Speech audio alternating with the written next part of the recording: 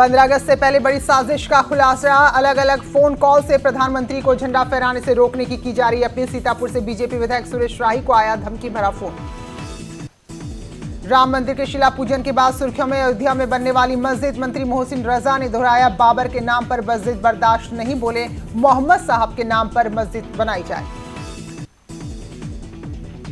मुजफ्फरनगर में घंटों की बारिश ने खोली नगरपालिका के इंतजामों और दावों की पोल। जगह जगह भर गया पानी। ऋषिकेश के बुल्लावाला में भारी बारिश के चलते बरसाती नाले उफान पर, कई घरों में घुसा पानी। हरिद्वार में बारिश के चलते जनजीवन अस्त व्यस्त। भारी बारिश से कई जगह भरा पानी। मैदान में कई गाड़ियां पानी में डूबी। पहाड़ों में हो रही भारी बारिश से ऋषिकेश की गंगा नदी उफान पर, खतरे के निशान से 1 मीटर नीचे ही रह गई है। तीर्थ पुरोहितों और पूजा पाठ में जुड़े लोगों को हो रही है दिक्कत। मेरठ में सीए के विरोध में हुई हिंसा के मुख्य आरोपी अनीस उर्फ खलीफा का पर रासुका के तहत कार्रवाई की गई है। अमरोहा में कोरोना पुलिस महकमे में भी पहुंच गया है। गजराौला थाने की एक महिला पुलिसकर्मी और 2 दरोगा कोरोना पॉजिटिव मिले हैं। इसके बाद पूरे थाने को सील कर दिया गया है। कासगंज में स्वास्थ्य विभाग की टीम ने अवैध रूप से चल रहे एक निजी अस्पताल और ट्रॉमा सेंटर पर छापेमारी की। अस्पताल का ना तो रजिस्ट्रेशन था, ना ही कोई सही कागजात उसके पास थे। बदायूं में ससुराल से लौट रहे युवक ने गंगा में लगाई छलांग। अपनी पत्नी को लेने आया था। शामली में लाइव फायरिंग करते हुए युवक का वीडियो आया सामने। 5 अगस्त का बताया जा रहा है वीडियो। हापुड़ जिलाधिकारी अदिति सिंह के पिता का निधन। कई दिन से दिल्ली के एम्स में भर्ती थे। हापुड़ में गंगा किनारे किया गया अंतिम संस्कार। शाहजहांपुर में जंगल में पेड़ से लटका मिला पति और पत्नी का शव। 4 साल पहले घर वालों की मर्जी के खिलाफ की थी शादी। आजमगढ़ में बंद पड़ी राइस मिल पर पुलिस ने छापेमारी की। अवैध शराब बरामद। 30 लाख बताई जा रही है शराब की कीमत। अलीगढ़ में स्वास्थ्य केंद्र छर्रा में बड़ी लापरवाही। गर्भवती महिला की सड़क पर ही हो गई डिलीवरी। नवजात की मौत। परिजनों ने किया हंगामा। आगरा में 3 शातिर लुटेरे गिरफ्तार। चोरी की 2 बाइक, तमंचा, कारतूस बरामद। तीनों चोर सलाखों के पीछे। कानपुर के गोविंदनगर में फल का ठेला लगाने वाले 2 पक्ष आपस में भिड़े। सड़क पर ही हुई मारपीट। फिरोजाबाद में अज्ञात व्यक्ति का शव मिलने से सनसनी। व्यक्ति की हत्या कर फेंके जाने की आशंका। महोबा में तेज रफ्तार डंपर ने बाइक सवार देवर भाभी को टक्कर मारी। दर्दनाक हादसे में महिला की मौत, देवर की हालत नाजुक। गैरसैंण के मुद्दे पर एक मंच पर नजर आ रही है कांग्रेस। हरीश रावत और इंदिरा देश ने एक सुर में कहा, सरकार ने गैरसैंण को लेकर कोई काम नहीं किया।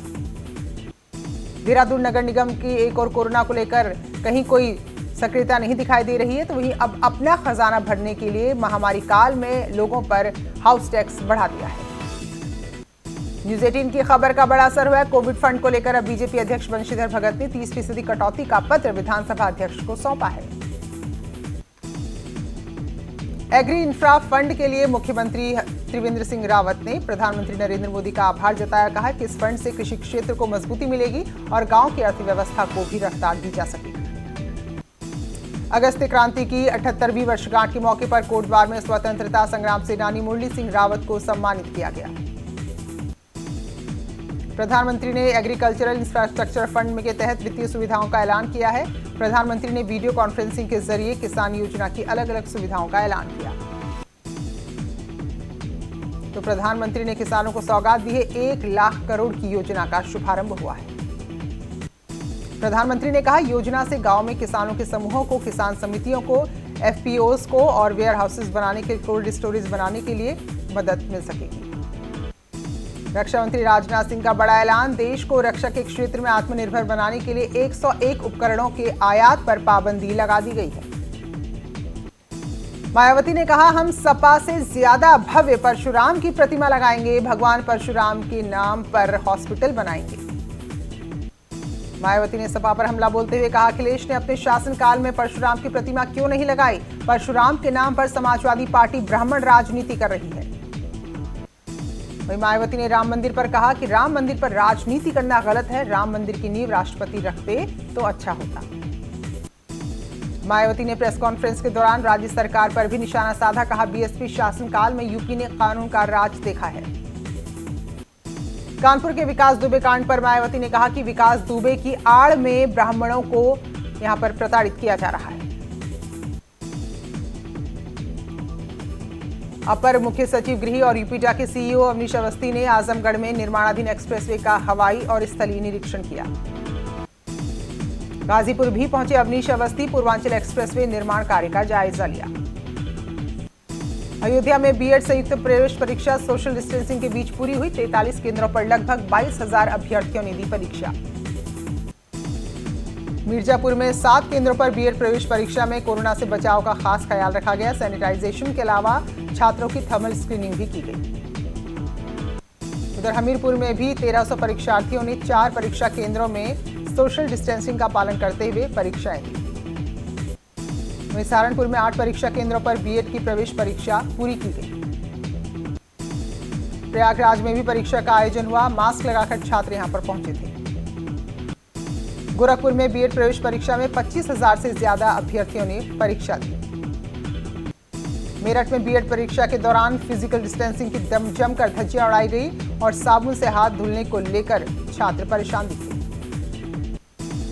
स्कूलों की मनमानी और फीस वसूली से प्रयागराज के बच्चों और अभिभावक भी परेशान। कहा, ऑनलाइन क्लासेस ने घर का खर्च बढ़ा दिया है। दिल्ली में ऑनलाइन क्लासेस और स्कूलों की बच्चों की फीस ने परिवारजनों को परेशान किया। उनका कहना है कि स्कूल की ज्यादातर सुविधाओं का बच्चे उपयोग नहीं कर रहे हैं, जबकि उनका खर्च बढ़ गया है। उसके बावजूद पूरी फीस ली जा रही है।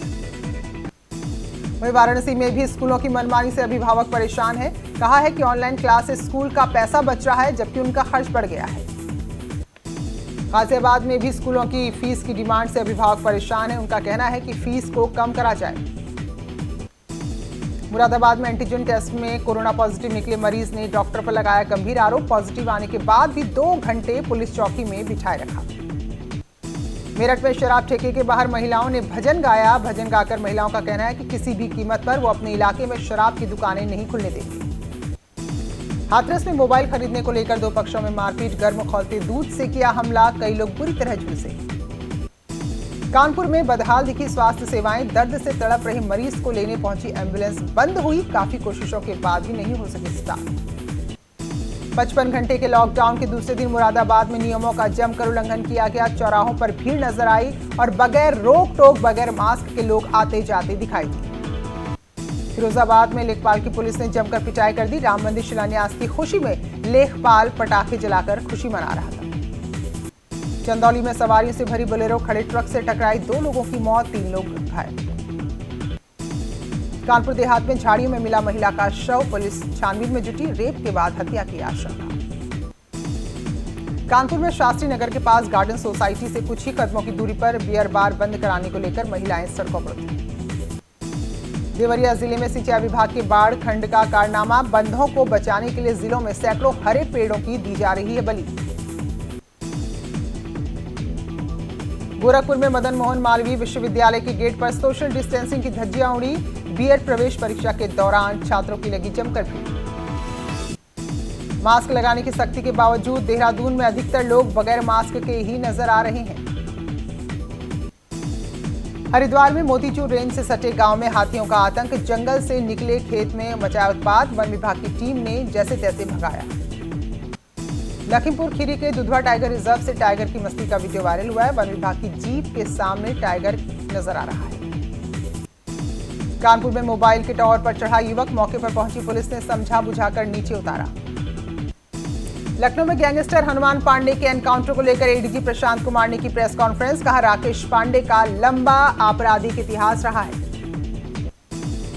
जोधपुर के देचू में 11 पाकिस्तानी शरणार्थियों की मौत। एसपी ग्रामीण राहुल बाहरट पहुंचे घटनास्थल पर। मौत के कारण फिलहाल स्पष्ट नहीं।